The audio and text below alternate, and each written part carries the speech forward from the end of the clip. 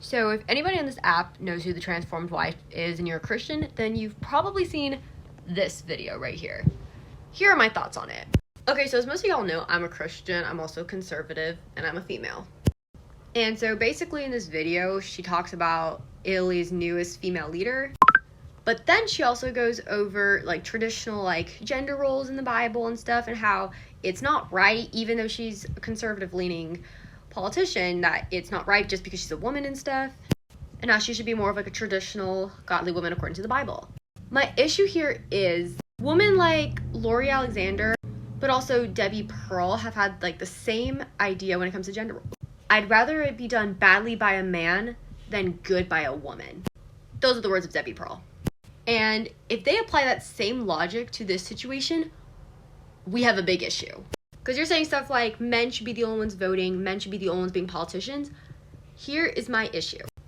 So if you'd rather have a man as a politician over a good conservative woman, you're telling me you'd rather have a man like Gavin Newsom in California who supports abortion up till the moment of birth, including Andrew Cuomo. A man who's locked down his whole state during the pandemic while reopening strip clubs, but yet tells churches they had to lock down.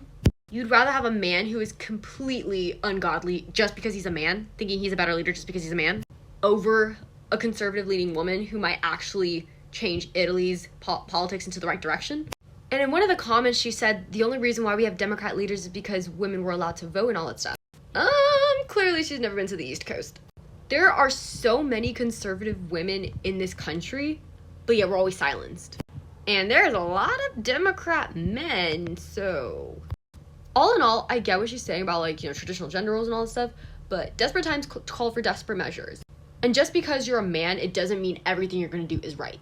Like, I'd rather have a conservative leader who's just so happens to be a woman than a man who promotes ideologies and policies that are completely immoral and ungodly.